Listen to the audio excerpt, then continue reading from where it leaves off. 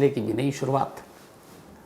इसी जून के महीने में एक महिला गोवा पुलिस के पास जाती है और गोवा पुलिस को एक एप्लीकेशन देती है और फिर कहती है कि उसकी जान को खतरा है।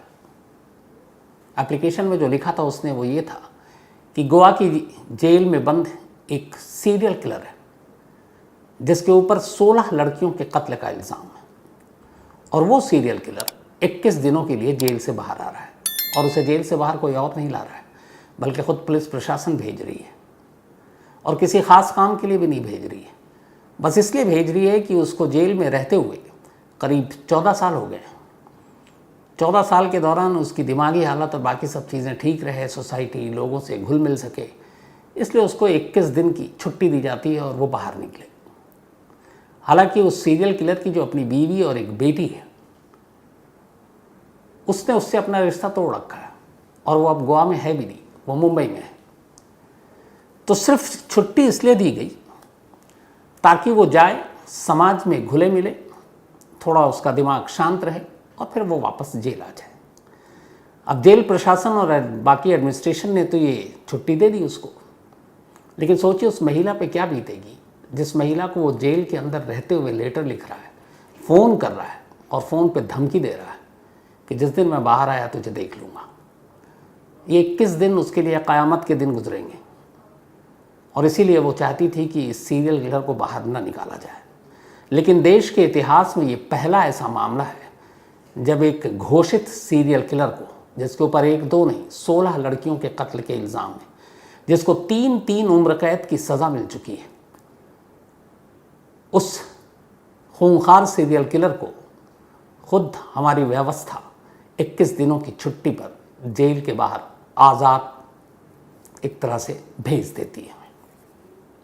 क्या कीजिएगा, कानून ही अपने यहाँ ऐसा है, क्योंकि एक सीरियल किलर जो सोसाइटी के लिए ख़तरा है और जिसके जो ख़ास एक महिला है जिसकी वजह से वो पकड़ा गया, वो एक चश्मदीद है जिसको जेल के अंदर से वो फ़ोन करके धमकाता है, अब वो बाहर आएगा तो उस महिला पे क्या बीतेगी इसका अंदाज़ा आप हम सब लगा सकते हैं। और दूसरा, आज से पहले कभी ऐसा हुआ नहीं कि किसी सीरियल किलर को इस तरीके से बाहर छोड़ा गया है 21 दिन के लिए। फरलो के नाम पर इस सीरियल किलर की रिहाई हुई। इस सीरियल किलर ने क्या कुछ किया वो भी आपको डिटेल में बताऊंगा, लेकिन फरलो के नाम पर इसको 21 दिन की रिहाई दी गई।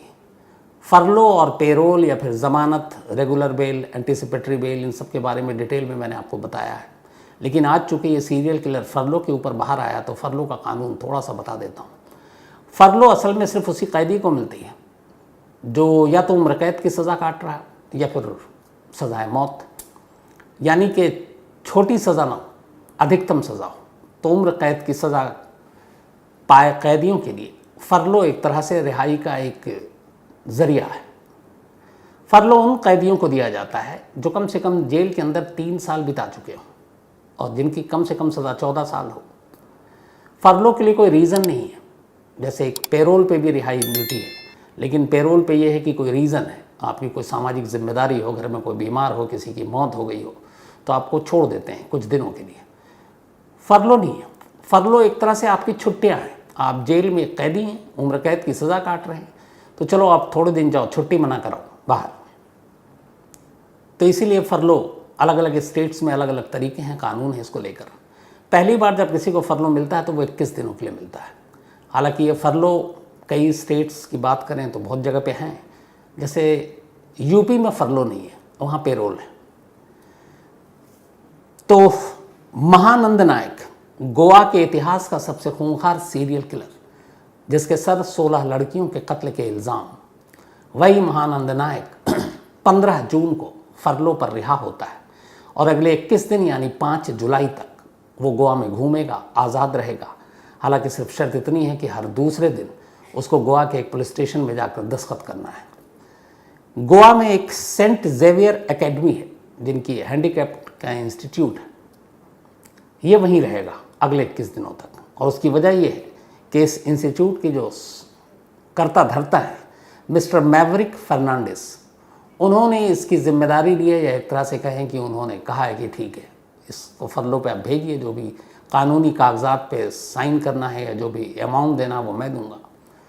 तो मिस्टर फर्नांडिस की एश्योरिटी पर महानंद नायक जेल से बाहर 21 दिन बिता रहा है।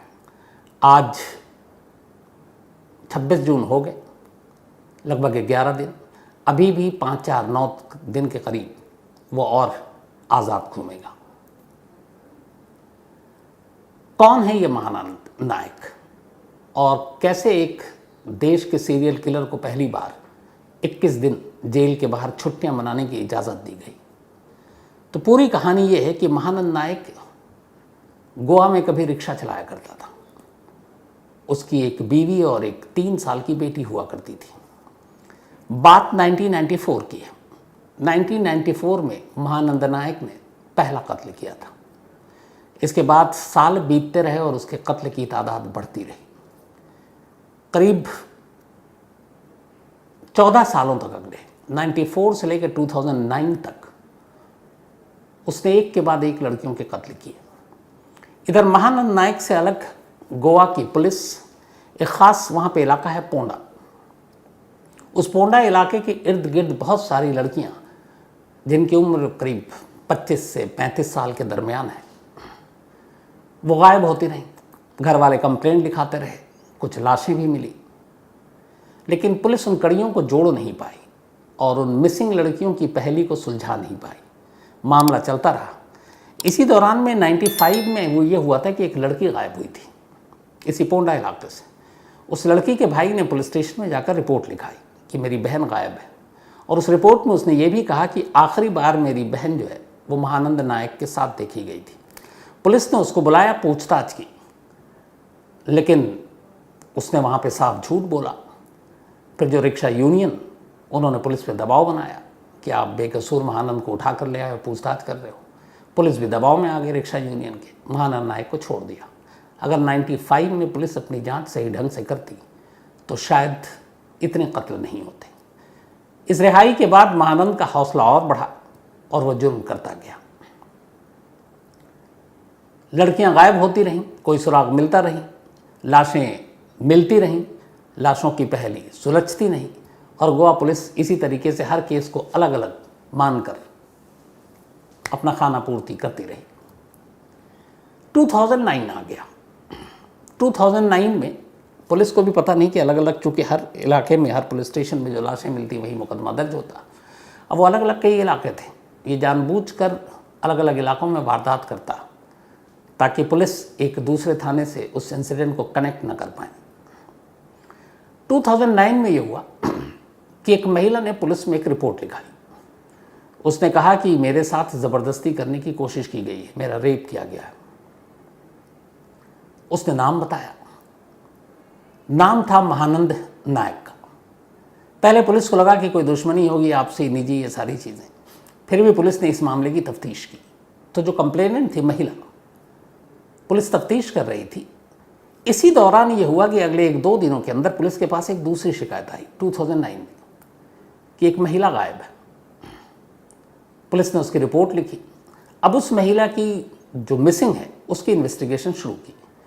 जब उसकी इन्वेस्टिगेशन शुरू की तो आखिर में उसका मोबाइल लोकेशन, ये सारी चीज़ें, तो जब पुलिस तफ्तीश कर रही थी तो अचानक देखती है पुलिस कि जिस महिला ने रेप की शिकायत लिखाई है और जो महिला गायब है, उस महिला ने इस महिला के मोबाइल पे बातचीत की है। अब एक रेप विक्टिम पुलिस स्टेशन अपनी कंप्लेंट लेकर आई, एक दूसरी महिला जो मिसिंग है, और दोनों एक दूसरे से फ़ोन पर जुड़े हुए हैं। तो इन दोनों का आपस में क्या कनेक्शन? यहाँ पे पुलिस ने जब ये कनेक्शन उनके सामने आया तो उन्होंने कहा इस रेप विक्टिम से दोबारा पूछताछ करनी चाहिए। उन्होंने उसे बुलाया, पूछा। उन्होंने कहा कि ये एक नंबर है, इस पर आपकी बातचीत कैसे हुई, आपने कॉल किया था उस पर? तो उसने कहा नहीं, ये मेरा नंबर नहीं है और मैं इस महिला को नहीं जानती हूँ। फिर वो कहती है कि शायद महानंद जानता हूँ, जिसके खिलाफ मैं कंप्लेंट लिखाने के लिए आई थी, जिसने मेरा रेप किया। अब पुलिस ने पहली बार ज़ीरो इन किया महानंद को, क्योंकि कनेक्शन जोड़ रहा था। महानंद को पुलिस लेकर आई। जब तफ्तीश हुई तो पता चला कि जिस महिला ने महानंद पर रेप का इल्ज़ाम लगाया है वो महिला महानंद की वाइफ की सहेली है। वाइफ से पूछताछ की गई तो पता चला कि हाँ वो उसकी सहेली है, लेकिन वाइफ को ये पता नहीं कि उसके पति ने उसके साथ क्या किया। अब पुलिस ने महानंद को फिर से उठाया, जब उठाया तो पुरानी हिस्ट्री खंगाली तो पता चला 95 में भी एक महिला गायब हुई है, तब भी उसके भाई ने कहा था आखिरी बार ये देखा गया साथ, लेकिन तब पुलिस ने उसके खिलाफ कोई कार्रवाई नहीं की, छोड़ दिया। लेकिन इस बार एक कंप्लेनेंट थी जो रेप की शिकायत लिखा रही थी, और एक महिला गायब थी जिसका उस महिला के साथ फ़ोन पे जो सबूत है वो इस्टेब्लिश हो रहा था। पुलिस ने इसके बाद महानंद नायक को उठाया, 2009 की बात है ये। अब इस बार पुलिसिया तरीके से उससे पूछताछ की गई। पुलिस उस मिसिंग महिला की कड़ी को ढूंढने की कोशिश कर रही थी, लेकिन इस पूछताछ में जब महानंद नायक ने, जब उसे लगा कि एक तरफ रेप का इल्ज़ाम है, दूसरी तरफ एक गुमशुदा महिला जिसका फ़ोन का कनेक्शन उसके साथ जुड़ रहा है, शायद वो बचेगा नहीं, फिर उसने पूरी कहानी सुनाई। इस कहानी को सुनकर खुद गोवा पुलिस के पैरों तले ज़मीन खिसक गई। उन्हें लगा वो एक मामूली रेप के केस को इन्वेस्टिगेट कर रहे हैं, उन्हें लगा एक गुमशुदा महिला के केस की तफ्तीश कर रहे हैं। उन्हें नहीं मालूम था कि वो एक साथ इस महानंद नायक से पूछताछ के बाद गोवा के सबसे बड़े सीरियल किलर से पूछताछ कर रहे हैं। महानंद नायक ने जो पुलिस के सामने कबूल किया वो पूरी कहानी ये थी कि वो गोवा में रिक्शा चला रहा था। सदर्न गोवा में पोंडा इलाका है, एक बीवी थी और एक बेटी, सब कुछ ठीक चल रहा था। लेकिन तभी रिक्शा चलाते हुए बहुत सारी अकेली महिलाओं को भी उसने एक मंजिल से दूसरे मंजिल तक पहुंचाया, और इसी दौरान उसकी कई बार नीयत ख़राब हुई। फिर उसने धीरे धीरे जो महिलाएं उसके रिक्शे पे बैठती उनसे बातें करता। ख़ास तौर पर उसकी नज़रें होती उन लड़कियों पर जिनकी उम्र 25 से 35 साल के दरमियान हो। रिक्शे पे बैठाता, उनसे गप्पे मारता। इसके बाद धीरे धीरे वो उनका भरोसा जीतता। जब वो भरोसा जीत लेता तो फिर, और वो सारी लोअर मिडिल क्लास की सारी लड़कियां, फिर उसके बाद वो उनसे फ़ोन पे बातचीत करना शुरू करता, और हमेशा अपना नाम ये गलत बताता, नए नाम के साथ। कुछ को बिना रिक्शे वाला बनकर मिला, कहीं इधर उधर जाता, मंदिर में जाता, वहाँ देखता कि दर्शन के लिए लड़कियाँ आ रही हैं, तो उसकी नज़र सिर्फ 25 से 35 साल की उम्र की लड़कियों पर होती। फिर वो उनके करीब जाने की कोशिश करता, उनसे दोस्ती करता, उनका भरोसा जीतता। अपने बारे में बताता कि मैं यहाँ फ़लाने जगह कोई प्राइवेट जॉब कर रहा हूँ, कुंवारा हूँ, घर वाले शादी का दबाव डाल रहे हैं। और इसके बाद धीरे धीरे वो लड़की का भरोसा जीतने के बाद फिर कहता क्यों ना हम लोग शादी कर लें। अब लड़की भी देखती कि एक ठीक ठाक लड़का और अपने कद काठी चेहरे से भी बुरा नहीं, और वो लड़कियों की जो बैकग्राउंड और माली हालत, उन्हें लगा कि इतना अच्छा लड़का शायद हमारे घर वाले भी ना ढूंढे, तो वो भी उसके बातों में और उसकी झांसों में आ जाती। इसके बाद कुछ दिनों की मुलाकात के बाद जब वो पूरी तरह से उन लड़कियों को अपने चंगुल में फंसा लेता, फिर एक रोज़ मौका देखते ही अब वो अपने जो प्लान का अगला हिस्सा है उस पर अमल करता। अचानक एक दिन वो कहता कि देखो मेरे घर वाले मुझ पर शादी का बहुत दबाव डाल रहे हैं, और मैं तुम्हारे अलावा किसी से शादी करना नहीं चाहता, लेकिन हमारे घर वाले जो है वो पुराने ख्याल और मिजाज के हैं, बिना उनके आशीर्वाद के भी मैं शादी नहीं कर सकता। तो एक काम करो, घर वालों से तुमको मिलाना है और घर वाले तुमको देख लें, एक तरह से तुम्हारी मुंह दिखाई हो जाए, उसके बाद वो अपना आशीर्वाद दे दें, फिर हम दोनों शादी करेंगे। लड़की को क्या चाहिए कि चलो कम से कम घर वाले की भी सहमति हो। वो कहती ठीक है, मुझे कोई ऑब्जेक्शन नहीं है। वो बताता कि ठीक है, मैं घर वालों से बात करके जो सही मुहूर्त होगा वो तारीख़ तुमको बताऊंगा। इसके बाद वो मौका देखते ही एक डेट बताता, एक दिन पहले कहता कल घर वालों से तुमको मिलना है। तो हमारे यहाँ जो रस्म है उसके हिसाब से घर की होने वाली बहू सज धज कर आती है, तो तुम सज धज कर आना। अब चाहे वो साड़ी में हो या सूट में हो, पूरा श्रृंगार करके आना एक दुल्हन की तरह, और साथ में जितने भी गहने हैं तुम्हारे पास वो सब पहन कर आना, ताकि जो घर के हमारी रस्में उस हिसाब से ये लगे कि हाँ ये लड़की भी संस्कारी है। लड़की और खुश हो जाती कि अच्छा परिवार मिला है। इसके बाद बताई हुई तारीख पे वो लड़की चुपचाप अपने घर से निकलती।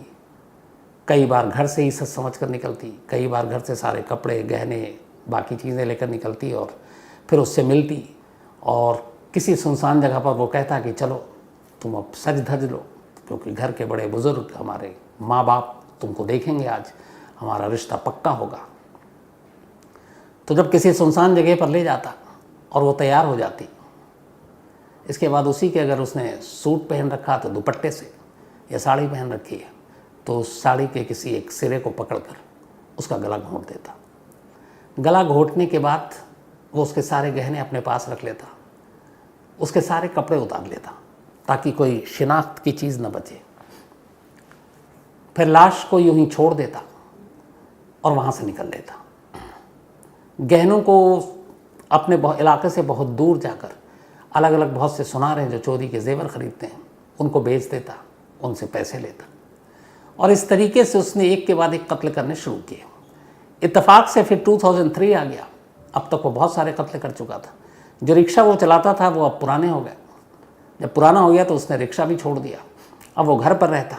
उसकी बीवी जो है वो नौकरी करती थी, एक सरकारी स्कीम थी उसके तहत, उसमें पढ़ी लिखी थी उसकी बीवी। तो वो अपनी बेटी की घर पे परवरिश करता देखता, बीवी नौकरी करती और साइड में बिजनेस ये था कि फिर वो किसी ऐसी लड़की के शिकार में निकलता, उसका भरोसा जीतता, उसके बाद उसे अपने घर वालों से मिलाने के लिए सजा धजा कर, गहने पहना कर एक ख़ास जगह पर मिलने के लिए बुलाता, किसी सुनसान जगह पर ले जाता, कभी किसी जंगल में, कभी किसी सुनसान बीच के किनारे, कभी किसी सुनसान मंदिर के पीछे, और वहाँ ले जाकर उन्हीं के दुपट्टे या फिर उन्हीं की साड़ी के पल्लू से उनका गला घोंटता और उन्हें मार डालता। एक एक कर ये कत्ल करता रहा। यहाँ पुलिस का जुरिसडिक्शन अलग था, तो कभी कहीं और इलाके से लाश मिलती, कहीं किसी और इलाके से लाश मिलती। पुलिस उन कड़ियों को जोड़ नहीं पाई। बहुत सारे घर वालों ने तो कंप्लेंट भी नहीं की, उन्हें लगा कि लड़की बालिग है, बड़ी है, और शायद जो बहुत सारे ऐसी जगहों पे हमारे यहाँ एक माहौल भी बना हुआ है कि शायद उसने किसी से प्यार किया और लड़के के साथ भाग गई। तो इस लोअर मिडिल क्लास में एक सबसे बड़ी प्रॉब्लम यही होती है कि इज़्ज़त के डर से या फिर बाकी चीज़ों से वो पुलिस के पास नहीं जाते, ना पड़ोसियों को बताते हैं, बल्कि पड़ोसी पूछे भी कि हाँ तुम्हारी बेटिया, तो कह देते हैं चली गई, वो नौकरी करने के लिए दूसरे शहर चली गई या कुछ और करने। लेकिन वो खुद पुलिस के पास नहीं जाते परिवार के लोग, ताकि उनकी बेइज्जती अब ना हो, और वो चुपचाप सब्र कर लेते हैं। या फिर ये लगता है कि कभी ना कभी शादी करने के बाद लौट कर आएगी, पर उन्हें क्या मालूम उनकी बेटियों के साथ क्या हुआ है। तो इस तरीके से एक एक कत्ल करता रहा और उनके गहने उतारता रहा, उन्हें बेचता रहा और अपना घर चलाता रहा। बीवी को भी पता नहीं, बेटी को भी पता नहीं। करीब 14 साल तक उसने ये काम किया। 14 साल के बाद 2009 में उसके घर उसकी बीवी की सहेली आया करती थी। बीवी चली जाती थी काम पर, ये घर में बेटी की देखभाल करता।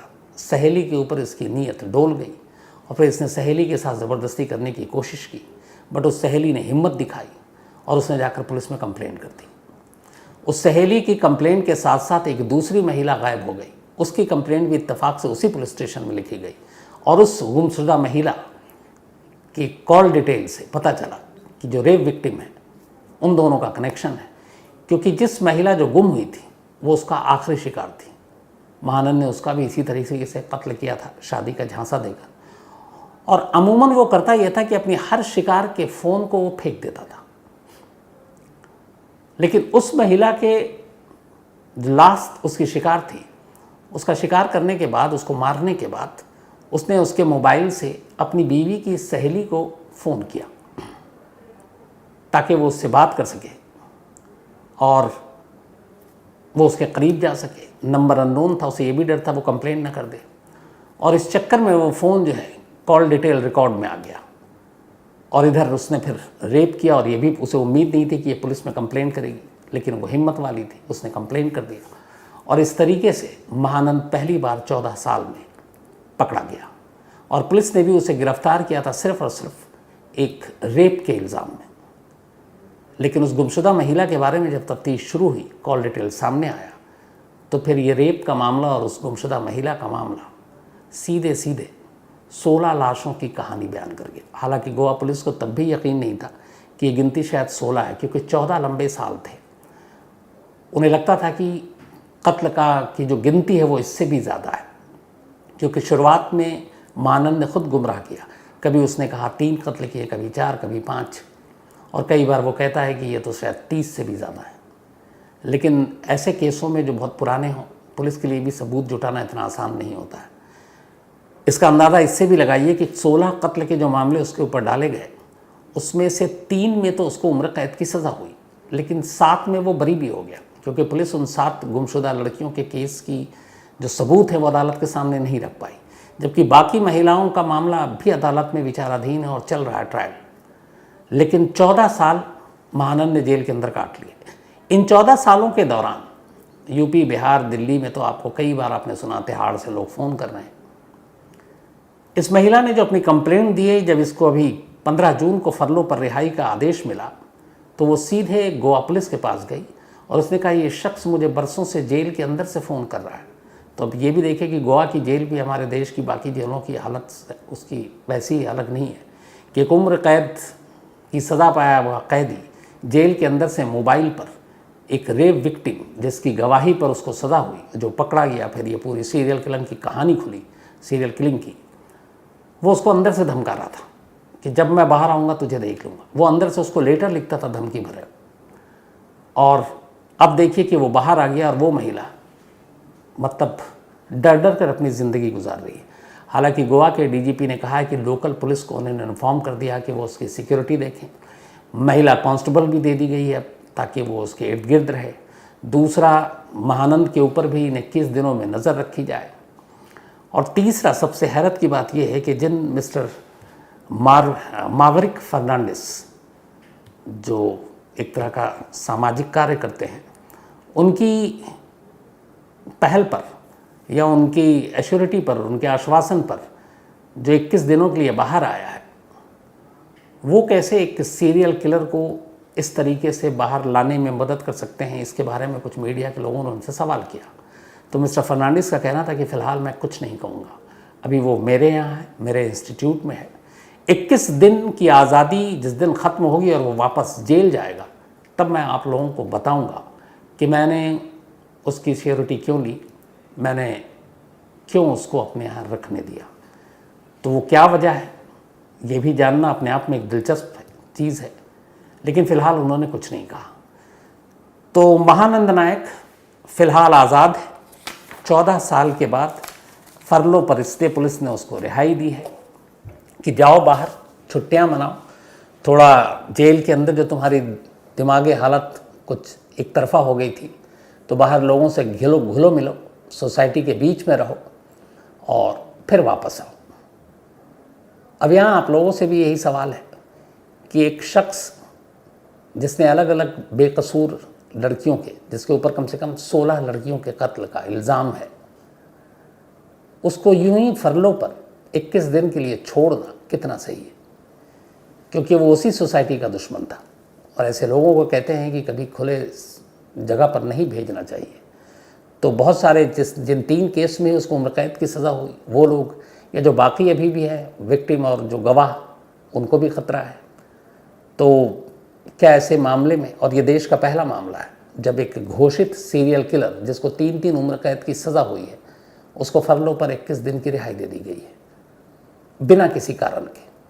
कारण उसका हो सकता था सिर्फ उसकी बीवी और बेटी, लेकिन मुंबई में ढूंढ कर किसी जर्नलिस्ट ने उसकी पत्नी से पूछा कि आपके पति फरलो पर हैं, तो क्या आप मिलेंगी? महानंद की पत्नी का सीधा सा जवाब था कि जिस दिन हमें उसकी सच्चाई पता चली थी 2009 में, हम माँ बेटी के लिए वो उसी दिन मर चुका था। तो ना हमें मिलना है, ना हमें उसके बारे में जानना है कि वो कहाँ है, क्यों बाहर आया। तो जो अपने हैं उन्होंने उससे अपना एक तरह से पूरा रिश्ता तोड़ लिया है। तो फिर बाकी कौन है जिनके लिए फरलो पर महानंद को रिहा किया गया? ये सच में अपने आप में गहरा सवाल है। इस बारे में जब भी कोई अपडेट होगा मैं आपको आगे ज़रूर बताऊंगा। गोवा से कई अपने क्राइम तक फैमिली मेम्बर हैं जिन्होंने इस महानंद नायक की कहानी के लिए कहा था कि आप इसको डिटेल में सुनाएं। तो ये थी गोवा के सबसे खूंखार सीरियल किलर की कहानी, बल्कि उस सीरियल किलर से ज़्यादा उसकी इस अजीब व गरीब और हैरान में डाल देने वाली रिहाई की कहानी 21 दिनों की। तो कहानी ख़त्म करूँ उससे पहले आज मोहित, इनका बर्थडे है, तो हैप्पी बर्थडे मोहित। और ये विभू प्रसाद के बेटे हैं। इसके अलावा हिफ्ज़ा रानी, इनका भी आज जन्मदिन है, तो हैप्पी बर्थडे हिफ्ज़ा। और ये शाकिर मंसूरी की बेटियां हैं। धनंजय के प्रधान, इनका कल बर्थडे था, तो बिलेटेड हैप्पी बर्थडे धनंजय जी। इसके अलावा रोशनी, हैप्पी बर्थडे रोशनी। कुमकुम ने भेजा है। साथ ही doctor Pratish Agarwal, thank you so much doctor साहब। एंड मैंने शायद परसों कई और लोगों ने भेजा, उनमें डॉक्टर साहब भी हैं, सॉरी उसके लिए भी। कई बार गलतियां कर देता हूँ, तो मैथ ठीक भी नहीं है, बचपन से बहुत पिटा भी हूँ। फीट एंड मीटर में जो समंदर की गहराई को लेकर थी, उसमें मैंने कई जगह फीट या फिर मीटर, मीटर को फीट बोल दिया, तो उसके लिए माफ़ी चाहता हूँ। आइंदा पूरा ख्याल रखूँगा। हालांकि जो जितने टीचर ने पढ़ाया उन्हीं की पिटाई से कभी सुधर नहीं पाया। मुझे क्या लगता है कि सुधर पाऊँगा कि नहीं। अजय यादव, इन्होंने एक कहानी की फरमाइश की है। मनीष मेर, थैंक यू सो मच आपका। प्रशांत कुमार, इन्होंने ये पूछा है कि क्या आपको कभी थकान नहीं होती जब आप शूट पे होते हैं, रिपोर्टिंग पे होते हैं, लाइव होते हैं? तो फिर क्या बोलूँ, ऐसे थकान जब होती है तो उस वक्त क्या लगता है?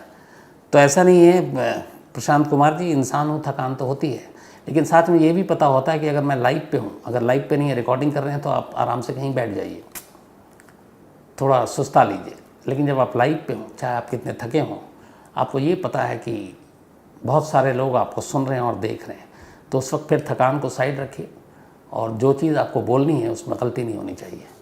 तो कई बार ऐसा हुआ है लाइफ में, पूरी पूरी रात लाइव पे खड़ा रहा हूँ, पूरा पूरा दिन रहा हूँ, तो थक जाता हूँ। लेकिन हाँ, जब कैमरा ऑन होता है और सामने से कहा जाता है कि आप लाइव हैं, तो फिर सारी चीज़ें एक तरफ, सिर्फ वो स्टोरी वही दिमाग में और ज़ुबान पर रहती है। धम्मा दर्शी राव, इन्होंने ये सवाल पूछा है कि क्या एक थाने की पुलिस दूसरे थाने में जाकर किसी को गिरफ्तार कर सकती है?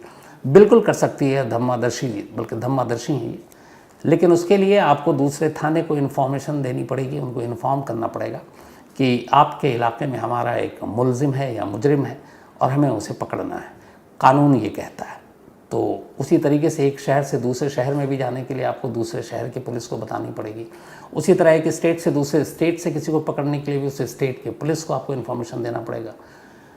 तो ये सारी चीज़ें कानून में है, लेकिन होता ये है कि आमतौर पर पुलिस ज़्यादातर मैक्सिमम, अगर एक ही शहर के 2 थानों की बात है, वो चुपचाप से जाते हैं और उठा कर ले आते हैं, किसी को पता भी नहीं चलता, और बाद में दिखा देते हैं कि हमने कहाँ से अरेस्ट किया। वो कभी अगर उन्होंने चुपचाप से उठाया तो ये नहीं दिखाएंगे कि हमने दूसरे के थाने के एरिया से उठाया, वो अपना ही कोई एरिया दिखा देंगे, और ये चलता है, बहुत नॉर्मल चीज़ है, जो कि गलत है।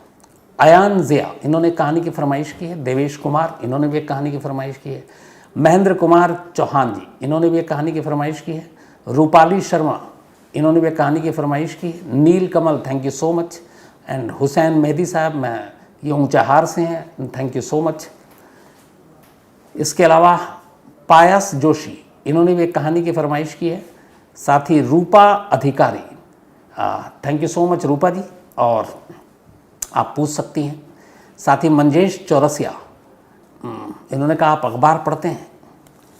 मेरी नज़र में वो जर्नलिस्ट नहीं है जो सुबह उठते ही अखबार ना पढ़े, चाहे वो खुद न्यूज़पेपर में काम ना कर, चाहे कर चुका हो। जैसे मैं पहले न्यूज़पेपर में भी काम कर चुका हूँ, जनसत्ता में, अब आज तक में हूँ। तो जब जनसत्ता में था तब भी मैं न्यूज़पेपर पढ़ता था, और आज भी। शुरुआत में हाँ, जब मैं कॉलेज में था तब भी पढ़ने का शौक़ था अखबार, तब एक अखबार पढ़ता था।